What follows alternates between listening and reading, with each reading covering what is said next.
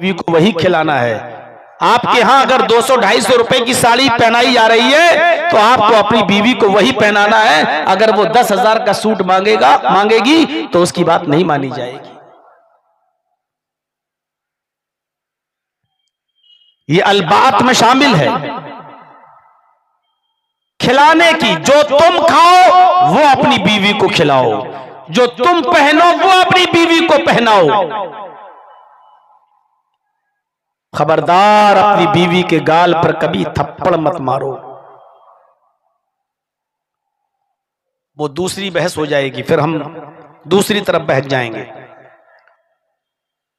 आए नौजवानों, अपनी बीवी को खिलाने पिलाने की और उसका पर्सनल हक अदा करने की ताकत है। उसको रखने के लिए, सर छिपाने के लिए जगह दे सकते हो। जो तुम पहनते हो वही उसको पहना सकते हो, जो तुम खाते हो वही उसको खिला सकते हो, जहां तुम रहते हो उसको वहीं रख सकते हो।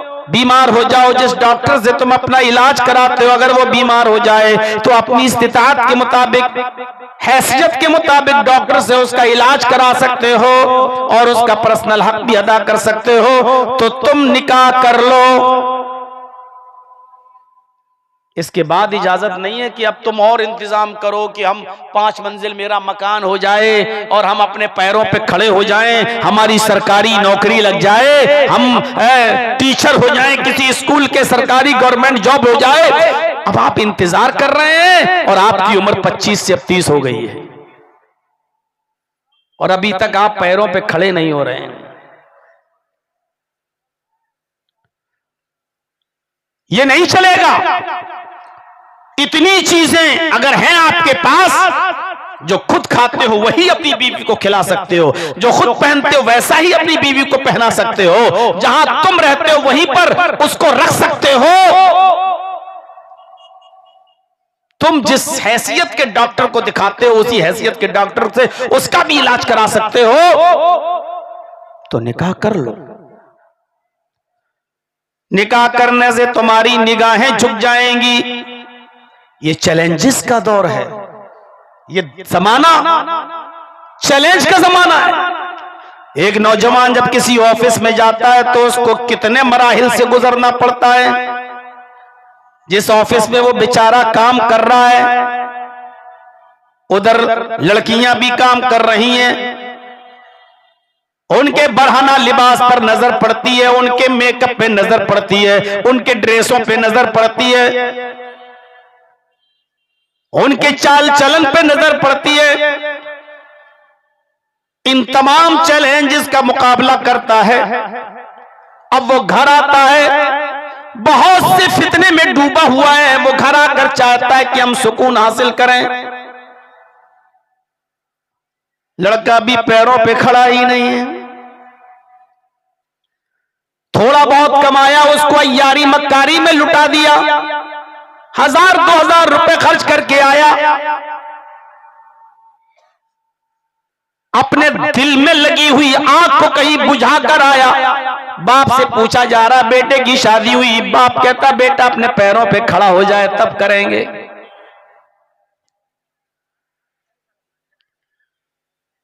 शादी का सबसे पहला फायदा यह बताया कि निकाह करने से इंसान की निगाहें झुक जाती हैं और उसकी शर्मगाह की हिफाजत होती है।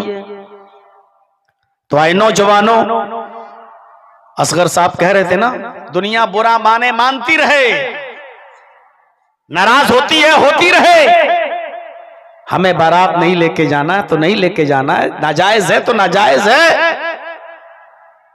आपको एक तरफा फैसला करना पड़ेगा। समाज को राजी करो तो अपने रब को नाराज कर लो, और रब को राजी करना चाहो तो समाज को भी नाराज करना होगा। आप चाहो तो रब भी राजी रहे और समाज भी खुश रहे, तो ऐसा हो नहीं सकता। अल्लाह को राजी करना चाहते हो तो समाज को नाराज करना होगा, और समाज को अगर राजी रखना है तो अल्लाह को नाराज करना होगा। आप सोच लो, इन दोनों में से, समाज और अल्लाह की नाराजगी में से किसकी नाराजगी बड़ी है? हर आदमी अपना फायदा देखता है, आप भी अपना फायदा देखिए। समाज को नाराज करने में फायदा है या नाराज करने में फायदा है। बिजनेस का दौर है, आप भी बिजनेस कीजिए। तिजारत का दौर है, आप भी तिजारत कीजिए। अल्लाह की नाराजगी मोल ले सकते हो। और अल्लाह अगर आपसे हमसे नाराज हो जाए तो क्या हमें और आपको जिंदगी में सुकून मिल सकता है? पहली चीज ये बताई कि निकाह कर लो, उसका फायदा भी बता दिया। अब दूसरी चीज एक और बताई जा रही है, गौर से सुनिएगा। निकाह करो तो किससे करो? जब निकाह करने जाओ तो इंतखाब किस लड़की का हो?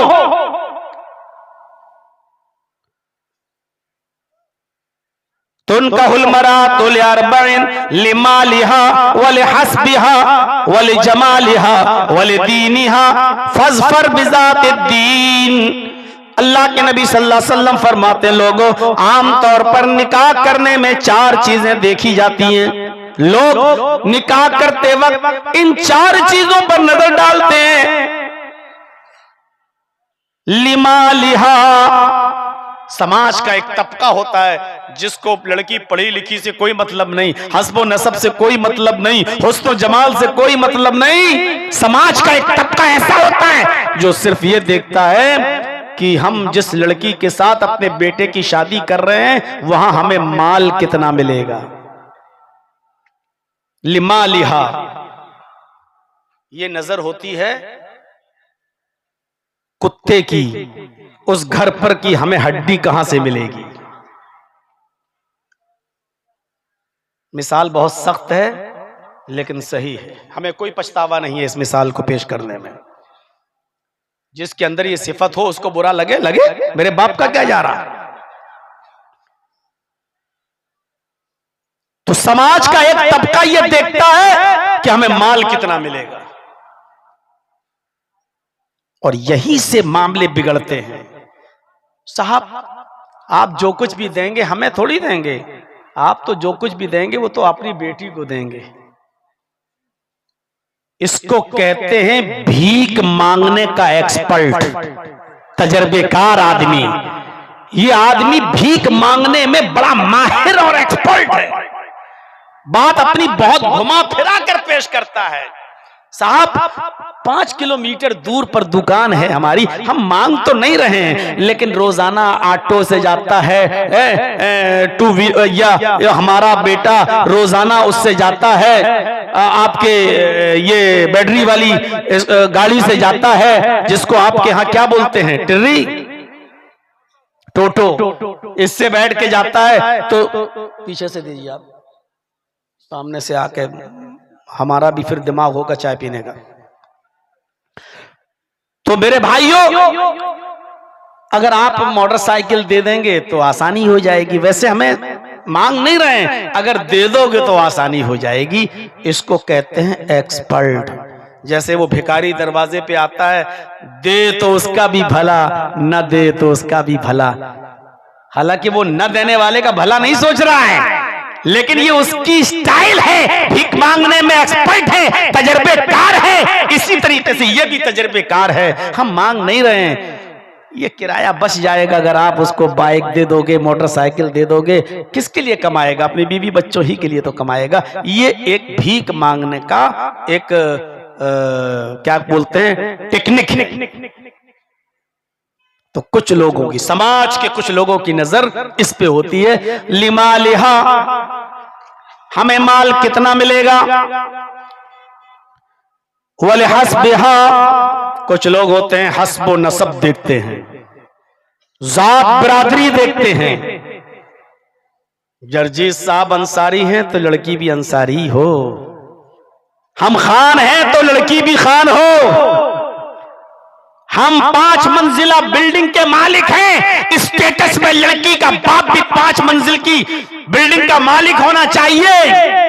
हमारा बेटा बीकॉम एमकॉम किया है तो लड़की भी कम से कम एमकॉम ना सही तो बीकॉम होनी चाहिए। स्टेटस हमारा ऊंचा होना चाहिए, स्टेटस।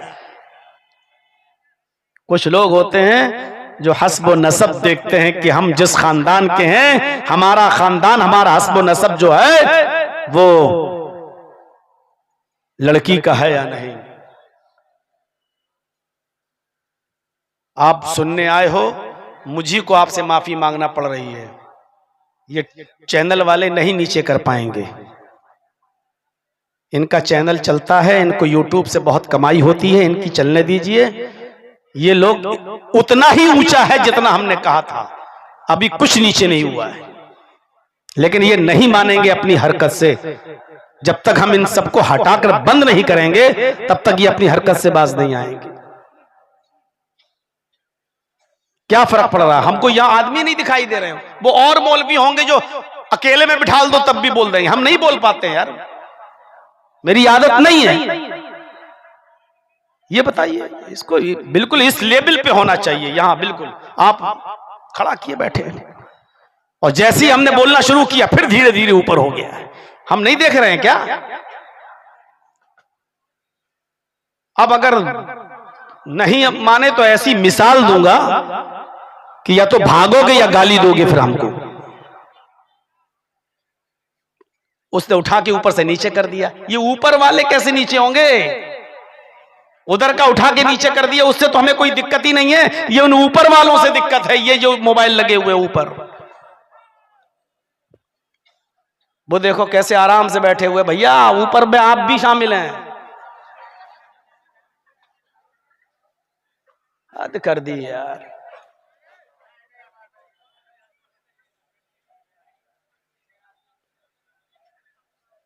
कितना रुपया महीना आ जाता है यूट्यूब से? सही बताइएगा ईमानदारी से।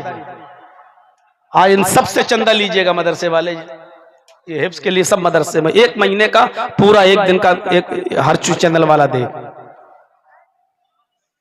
छोड़ दो बेटा, नहीं कर पाओगे तुम। हम जितना नीचा चाहते हैं उतना नहीं कर पाएंगे। तुम्हारे बाप क्या दादा भी नहीं कर पाएंगे। आप नहीं कर पाओगे। रहने दीजिए, आप ही लोग थोड़ा सा बर्दाश्त कर लीजिए। आ जाने दीजिए इनकम इनके खाते में। कल से आओ, तुम्हारे एक भी चैनल हम लगने देते हैं तब बताएंगे हम। तो मेरे भाइयों, हस्बो नसब की दूसरी चीज बताई गई है, हस्बो नसब। हम इतने ऊंचे खानदान के हैं तो लड़की भी ऊंचे खानदान की होनी चाहिए। और तीसरी चीज क्या देखी जाती है? वली जमालिहा, खूबसूरती देखकर शादी की जाती है। खुद चाहे जैसा रहे, लेकिन जिससे शादी करना है वो हूर होना चाहिए। खुद चाहे शादी के बाद दोनों को खड़ा कर दिया जाए तो देखने वाला कहे पहलुए हूर में लंगूर खुदा की कुदरत। खुद लंगूर सा दिखे लेकिन बीवी हूर सी होनी चाहिए। कुछ लोग ऐसे हैं जो खूबसूरती देखकर शादी करते हैं, उनको कुछ नहीं। वो नेपालन की तरह चपटी हो, टिपटी हो, पिचकी हो, कुछ नहीं, गोरी हो, खूबसूरत होनी चाहिए। कुछ होते हैं जो हुस्नो जमाल देखकर शादी करते हैं, और कुछ लोग ऐसे भी हैं। समाज का एक तबका ऐसा भी है जो चौथी चीज को भी देखता है। क्या? वलिदीनिहा, दीनदारी। लड़की दीनदार हो। आज के जमाने में दीनदार लड़की बहुत मुश्किल है। आप अगर ये समझते हैं कि मदरसे में पढ़ने वाली लड़की दीनदार होगी तो ये आप धोखे में हैं। अगर आप ये समझते हैं कि बुर्के में 24 घंटे रहती हो, बुर्के में नकाब न उतारती हो, वो बहुत दीनदार होगी, तो आप धोखे में। हम ऐसी ऐसी आलिमाओं को जानते हैं जो मदरसों से पढ़ के निकली हैं, आलिमा हैं, डिग्री ली है, फाजिल हैं, लेकिन अपने बाप को धोखा देकर गैर मुस्लिम लड़कों के साथ शादी की, मंदिर में फेरे लगाए हैं, सिंदूर लगाया है। आज के जमाने में दीनदार लड़की मिल जाए ये बहुत बड़ी नियामत है। लेकिन मसला यह है कि दीनदार लड़की हम पहचानेंगे कैसे? यकीनन ये मुश्किल काम है। ये बहुत मुश्किल काम है। तो चार चीजें देखकर शादी की जाती हैं। अल्लाह के नबी सल्लल्लाहु अलैहि वसल्लम ने कामयाब किसको कहा है? आपने फरमाया फस्फर बिज़ातिद्दीन, दीन को देख, दीनदार लड़की को तरजीह दो, दीनदार लड़की को। अभी मैं बताऊंगा, अभी तो मैं तमहीद बांधा हूं, मैं तमहीद। ये चैनल वालों ने अभी मिजाज बनने ही कहा दिया, मेरा मूड अभी तक बना नहीं है। अभी दीनदारी का मायार बताऊंगा अभी आपको, और ऐसी दीनदारी का मायार आज न मदरसे की लड़कियों में मिलेगा, न उन मौलवन और आलिमा बनाने वाले उनके माँ बाप के अंदर ये दीन का मायार उनको मिलेगा। मेरे भाइयों, सिर्फ ये कह देना कि मेरी बेटी ने कुरान पढ़ लिया, माशाअल्लाह, मदरसे में पढ़ती है, ये मदरसे में पढ़ लेना दीनदारी का मायार नहीं होता है। क्या मदरसे में पढ़ने वाला और मदरसे से पढ़ के निकलने वाला हर मौलवी दीनदार होता है? अगर डॉक्टर बनने के बाद बहुत से डॉक्टर लुटेरे होते हैं, इंजीनियर बनने के बाद बहुत से इंजीनियर चोर होते हैं, ऐसे ही मदरसों से पढ़ने के बाद बहुत से मौलवी भी चोर होते हैं। रमजान के महीने में मैं अक्सर अपने इलाके में रहता हूं, इटावा में। इतने मदरसे वालों को फर्जी पकड़ता हूं जिनका कोई मदरसा नहीं। कहां से आ रहे हैं? बिहार से। कहां से आ रहे हैं? झारखंड से। कहां से आ रहे हैं? बंगाल से। और मेरा चप्पा चप्पा देखा हुआ बिहार का, बंगाल का, झारखंड का। अक्सर मैं बगैर टोपी के मस्जिद में जाता हूं ताकि कोई मुझे पहचाने नहीं। और जब वो ऐलान करता ना फला जगह से आया हूं मैं, मदरसे में इतने पहुंच जाता हूं, दिखाइए तो जरा, फोन लगा देता हूं, उसी इलाके में पकड़ा जाता है। कोई एक लतीफा है, सुने ना आप? थोड़ा सा रात ज्यादा हो गई है, जाग जाइए, एक लतीफा सुनाता हूं। दुनिया में सबसे ज्यादा ताकतवर चीज क्या है? लोहा। कितना ताकतवर होता है? लेकिन लोहे से भी ज्यादा ताकतवर चीज क्या है? आग, जो लोहे को भी पिघला देती है। और आग से भी ज्यादा ताकतवर चीज क्या है? पानी, जो आग को भी बुझा देता है। और पानी से भी ज्यादा ताकतवर चीज क्या है? इंसान, जो पानी को भी पी जाता है। और इंसान से भी ज्यादा ताकतवर चीज क्या है? मौत, जो इंसान को निगल लेती है। और मौत से भी ज्यादा ताकतवर चीज क्या है? सदका, जो मौत को भी टाल देती है। और सदके से भी ज्यादा ताकतवर चीज क्या है? मौलवी, जो सदका भी खा जाता है। तो बताइए सबसे ज्यादा ताकतवर कौन हुआ?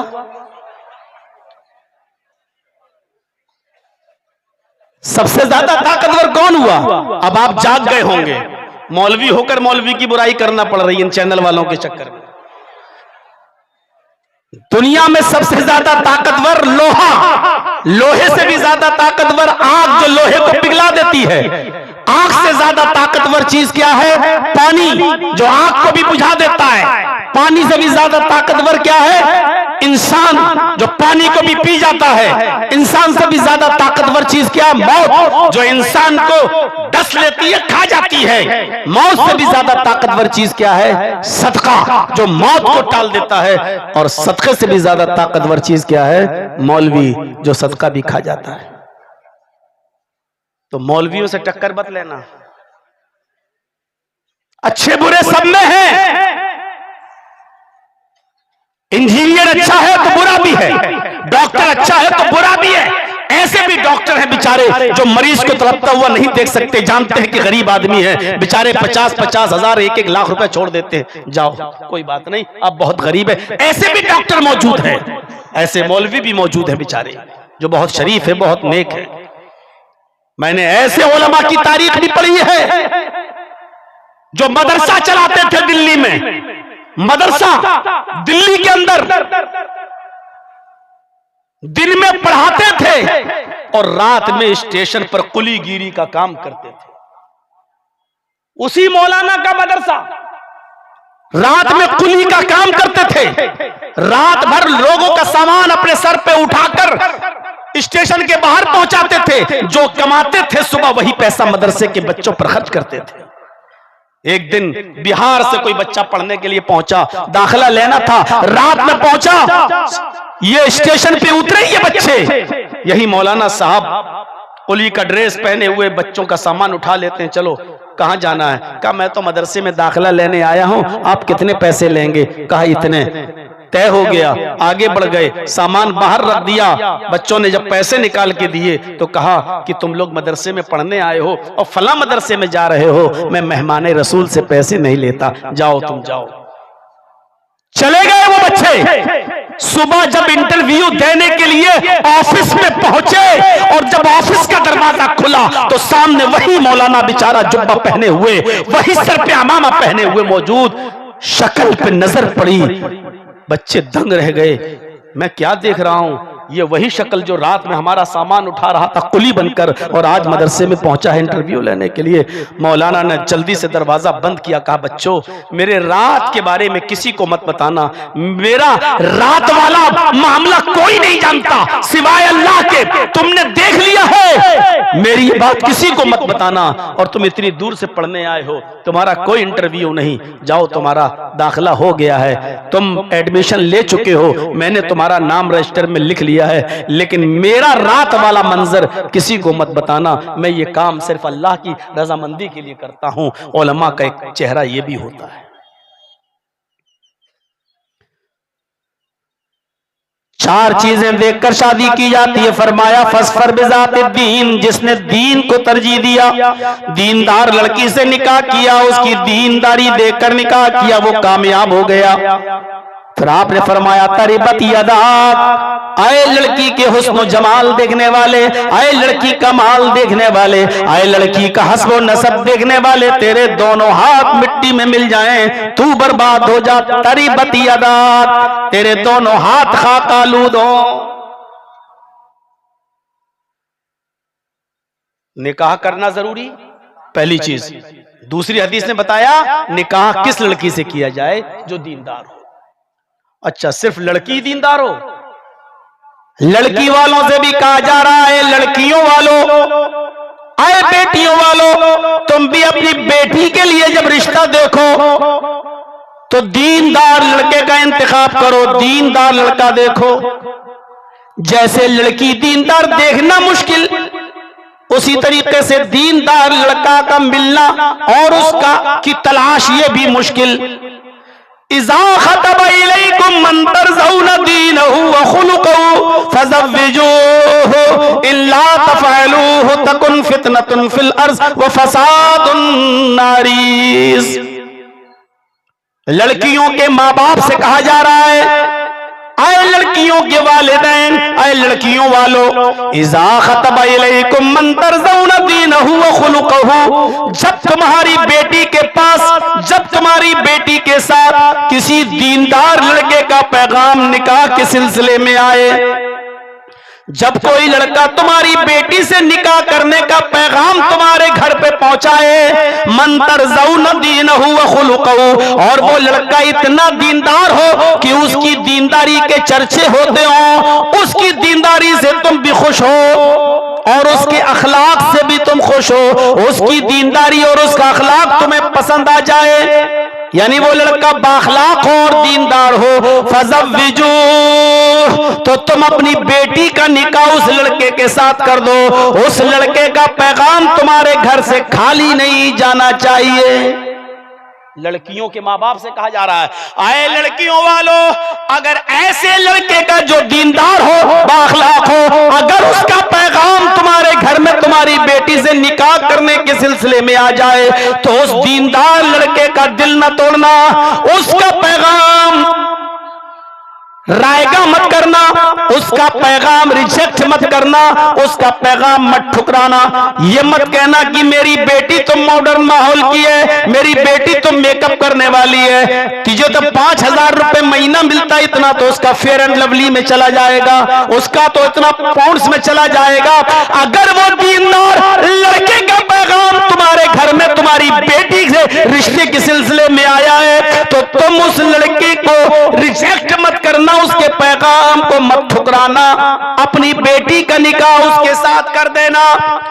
अगर आए लड़कियों वालों सुन लो, आए खुर्द मनियन के लोगों, साहिबगंज और झारखंड के लोगों सुन लो, अगर उस लड़के का पैगाम तुमने रिजेक्ट कर दिया तो अल्लाह के नबी क्या केयरफुल कर रहे हैं, मुतनब्बा कर रहे हैं, होशियार कर रहे हैं। फरमाया इल्ला तफअलूहु, अगर तुमने ऐसा न किया, उस लड़के का पैगाम कबूल न किया और अपनी बेटी के साथ उसका निकाह न किया, तकुन फितनतुन फिल अर्ज़ व फसादुन अरीज़, जमीन में फितना फैल जाएगा, जमीन में फितना फैल जाएगा, व फसादुन अरीज़, और लंबा चौड़ा फसाद बर्पा हो जाएगा।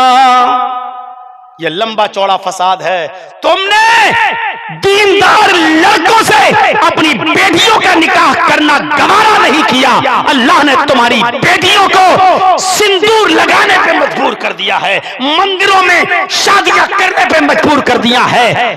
3 लाख लड़कियां सिर्फ महाराष्ट्र के अंदर ऐसी हैं, 3 लाख लड़कियां ओनली महाराष्ट्र के कोर्ट में ये एप्लीकेशन दे चुकी हैं कि मेरी उम्र 17 साल की है, इसलिए मैं अभी अपनी मर्जी से शादी नहीं कर सकती, 1 साल के बाद मैं अपनी मर्जी से राकेश, रंजन, पप्पू, फला से मैं अपनी मर्जी से शादी करूंगी, उस वक्त मैं बालिग हो जाऊंगी, मेरा बाप, मेरा भाई इंटरफियर कर सकता है, लिहाजा मैं आज ही एप्लीकेशन दे रही हूं कि मेरी बाप की ना सुनी जाए, मेरे भाइयों की ना सुनी जाए, मेरे समाज की ना सुनी जाए, मैं अपनी मर्जी से फला फला के साथ शादी के बंधन में उसी धर्म के अनुसार चेंज होने के लिए तैयार हूं जिस धर्म का वो मानने वाला है। ये 3 लाख मुस्लिम लड़कियों की एप्लीकेशन सिर्फ महाराष्ट्र के अंदर मौजूद है।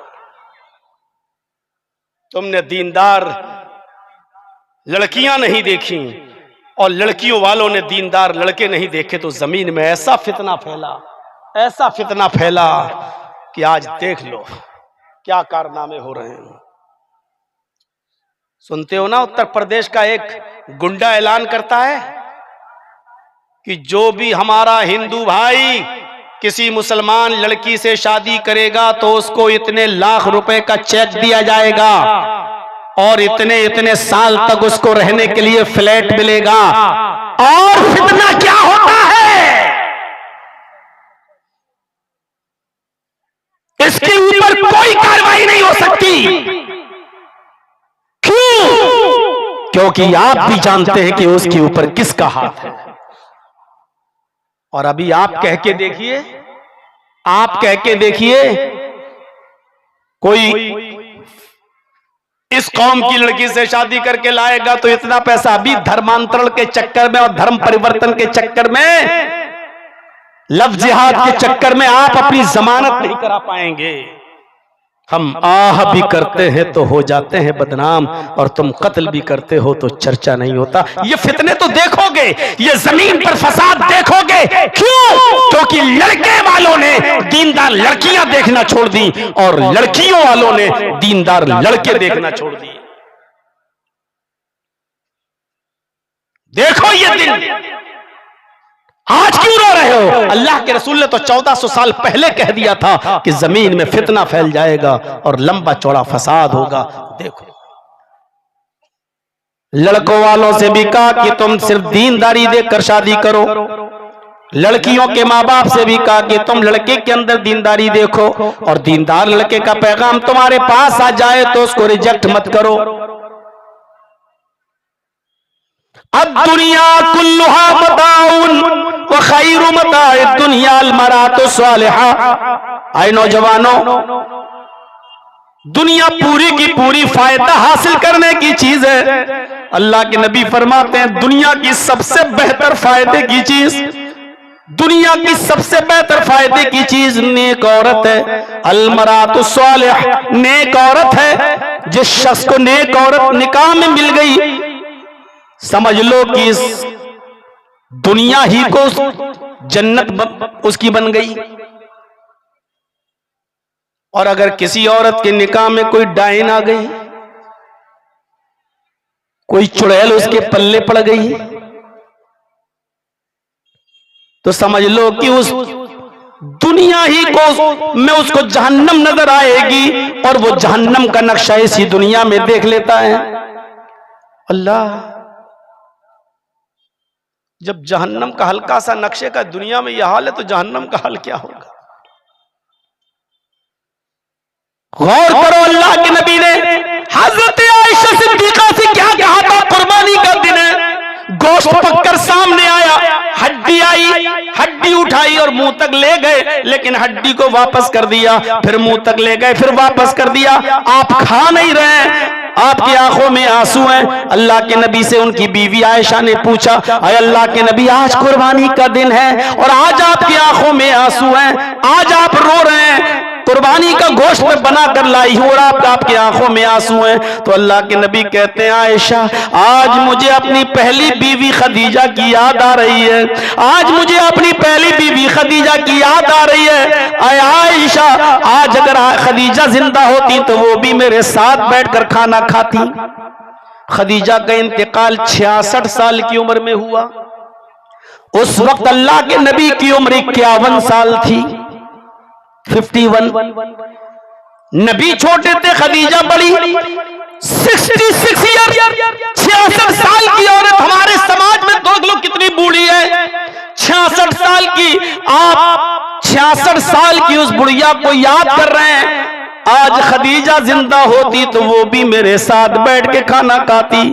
हजरत आयशा कहती हैं, अरे अल्लाह के नबी, उस बुढ़िया को आप इतना याद करते हैं, हम जवान औरतें आपकी खिदमत में मौजूद हैं, लेकिन आप हैं जो बुढ़िया को याद करते रहते हैं, उस बूढ़ी औरत को अपने दिल और दिमाग से नहीं निकाल पाते आप। अल्लाह के नबी ने जब ये सुना, फरमाया, आयशा खामोश, आयशा खामोश, खदीजा के बारे में मैं एक लफ्ज सुनने को तैयार नहीं हूं।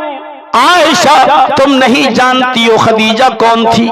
खदीजा खदीजा थी, आयशा आयशा है। खदीजा का अपना मकाम है, आयशा का अपना मकाम है। हजरत आयशा ने कहा, ऐसी क्या खुसूसियत थी खदीजा में? आपने फरमाया, आयशा, तुम नहीं समझोगी, सुनो, जब सारी दुनिया मोहम्मद को झुटला रही थी, सारा अरब मोहम्मद को झुटला रहा था, खदीजा अकेले मोहम्मद की तस्दीक कर रही थी। जब सारा मक्का मोहम्मद को झूठा कह रहा था, खदीजा अकेले मोहम्मद को सच्चा कह रही थी।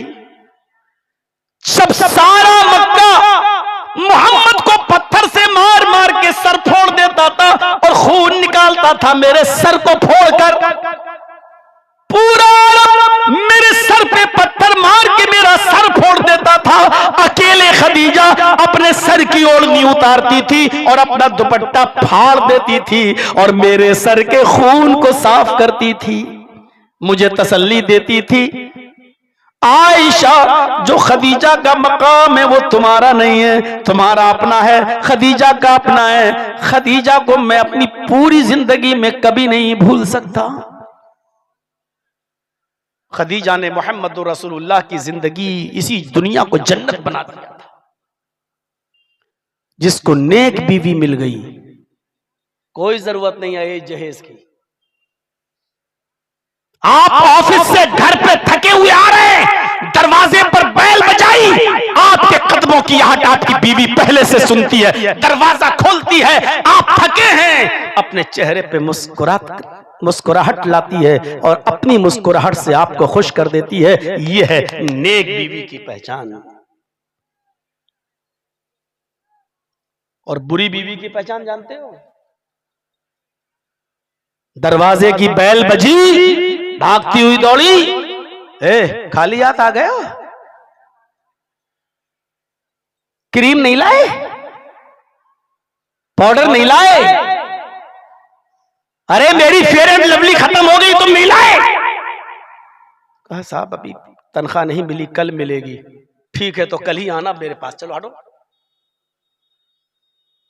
यह है बुरी बीवी की पहचान।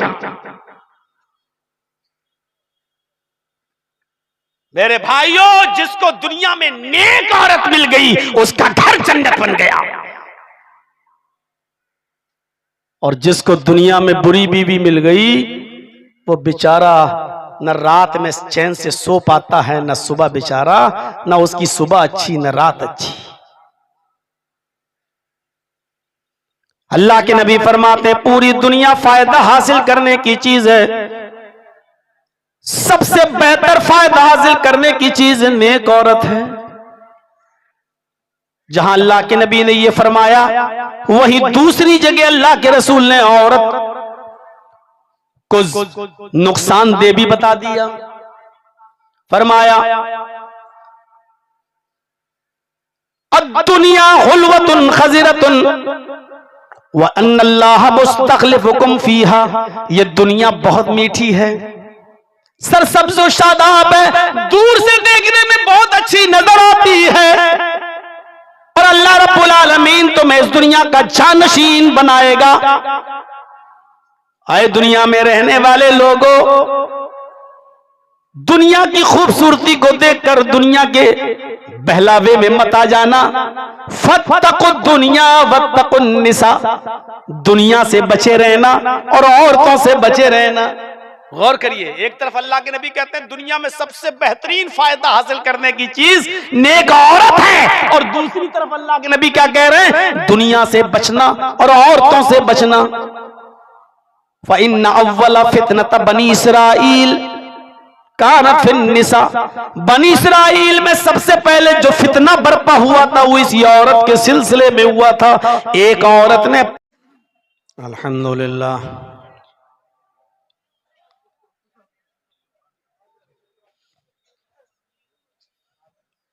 अल्हम्दुलिल्लाह नहमदुहु व नस्तईनुहु व नस्तगफिरुहु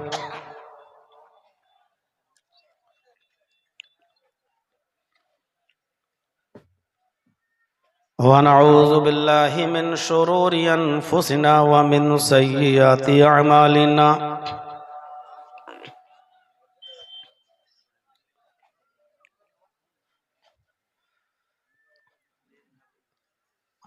मन यहदिहिल्लाहु फला मुज़िल्ल लहु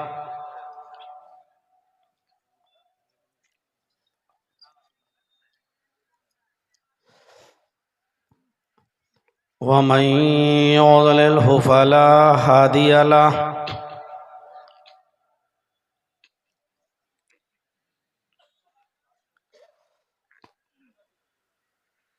व अशहदु अल्ला इलाहा इल्लल्लाहु वहदहु ला शरीका लहु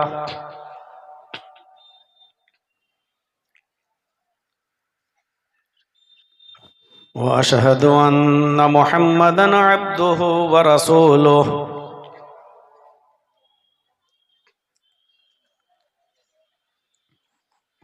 अम्मा बाद,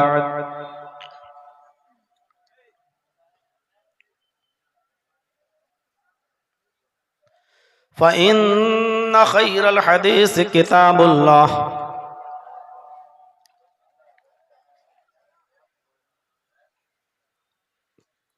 व खैरल हदी हदी मुहम्मदिन सल्लल्लाहु अलैहि वसल्लम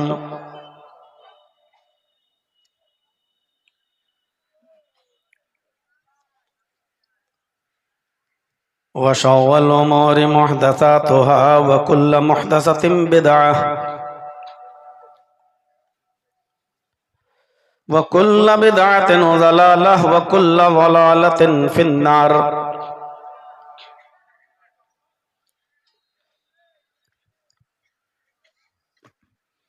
अऊज़ु बिल्लाहि मिनश शैतानिर रजीम। बिस्मिल्लाहिर रहमानिर रहीम।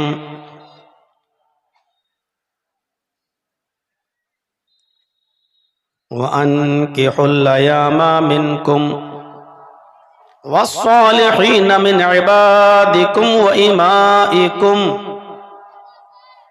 इन यकूनू फुक़रा युग़निहिमुल्लाहु मिन फ़ज़लिहि वल्लाहु वासिउन अलीम।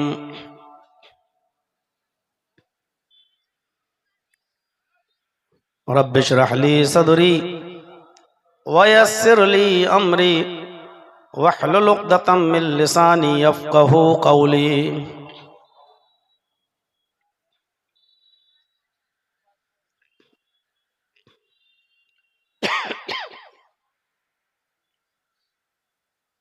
स्टेज पर बैठे हुए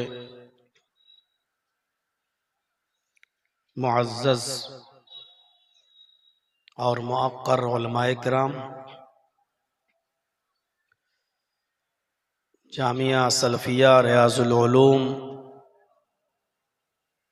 के सेक्रेटरी और असातिज़ा किराम,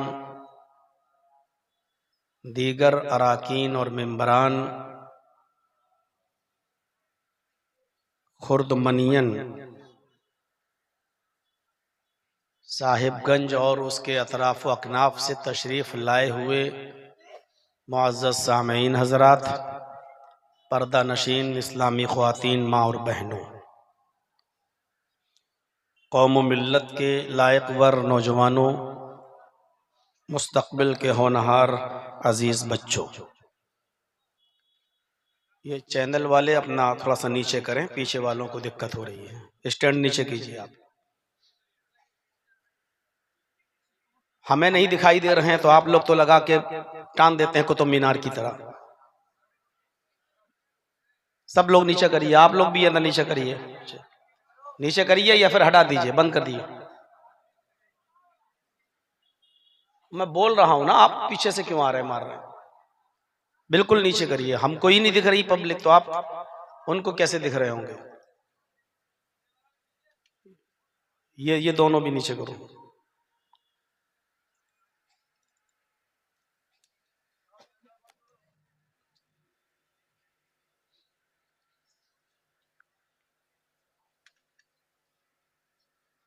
ये वाला थोड़ा सा और नीचे करिए तो ये ठीक करिए। अल्हम्दुलिल्लाह, आप लोगों का 2 रोज़ा प्रोग्राम बहुत खूबसूरती के साथ चला और अब ये उसका दूसरा दिन है और बिल्कुल लास्ट की तरफ हैं आप। मुख्तलिफ उलमा ने कल भी आपके सामने खिताब किया और मुख्तलिफ उलमा को आज भी आपने सुना। अल्हम्दुलिल्लाह, बच्चों ने जो हिफ्ज़ किया है उनकी दस्तारबंदी भी हुई और उनकी दस्तारबंदी के मौके पर मैं भी यहाँ मौजूद था। अल्लाह रब्बुल आलमीन इस इदारे को दिन दूनी और रात चौगनी तरक्की अता फरमाए, हासिदों के हसद से महफूज फरमाए और इस इदारे से पढ़ने वाले और पढ़कर निकलने वाले बच्चों को इस्लाम का सिपाही बनाए।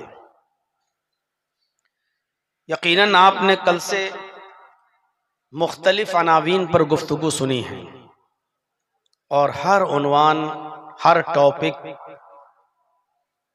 वक्त के लिहाज से अहम था। मैं आज आपके सामने जिस टॉपिक को उठा रहा हूं वो भी हमारे मुआशरे का एक हिस्सा है। मुआशरे में बहुत सी बुराइयां हैं, शराब, जुआ, नशावर चीज़ें, बेपर्दगी, उरियानियत, बेहयाई और भी बहुत सी बुराइयां हैं। उन बुराइयों पर उलमा ने गुफ्तगू की है। मुआशरे में फैली हुई उन्हीं बुराइयों में नहीं हो रहा नीचा और ऊपर कर दिया आपने तो आप ये देखिए पीछे बैठे हैं लोग, कैसे दिखेगा उनको?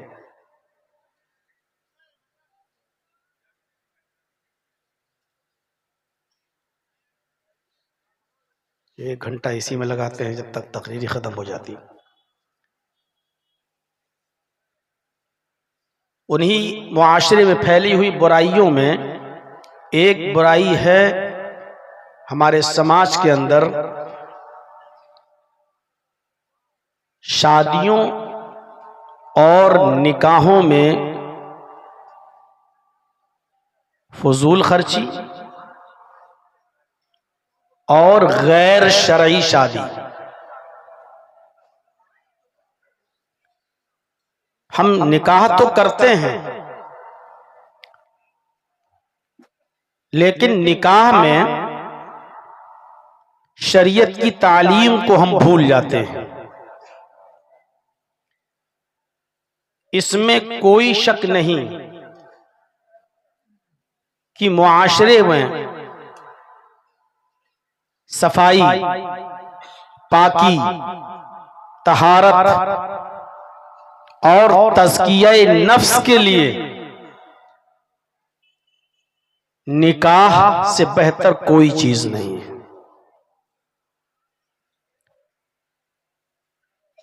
शादी का जो सबसे अच्छा और अहम फायदा जो है उसको नबी अकरम सल्लल्लाहु अलैहि वसल्लम ने खुद बयान फरमाया है बुखारी किताबुन निकाह के अंदर। पहले तो शादी की अहमियत पर जोर दिया और उसके बाद शादी का मकसद बताया है कि ये मकसद क्या है। हमारे आज के खिताब में जो कुंवारे लोग हैं वो तो लपेटे ही जाएंगे, जो शादीशुदा हैं वो भी लपेटे जाएंगे। थोड़ा संभल कर बैठिएगा।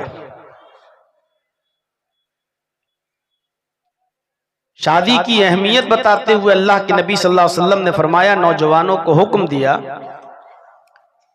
या माशर शबाबी मन इस्तता मिनकुमुल बाअह फलयतज़व्वज। आए नौजवानों, अगर तुम्हारे अंदर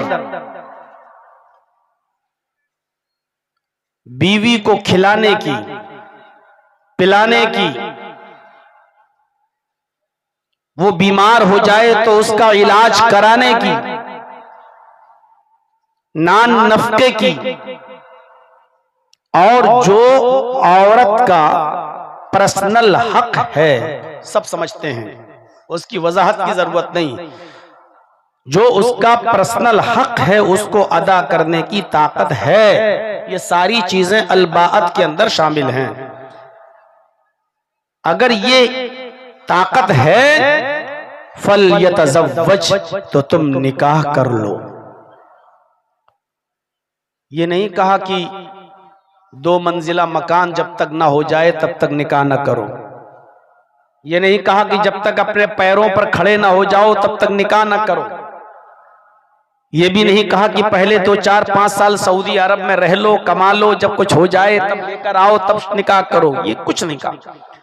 सिर्फ इतनी सी बात कही, क्या है नौजवानों, अगर तुम्हारे अंदर बीवी को दोनों तीनों टाइम खिलाने की, उसका इलाज कराने की, उसका पर्सनल हक अदा करने की अगर ताकत है तो निकाह कर लो।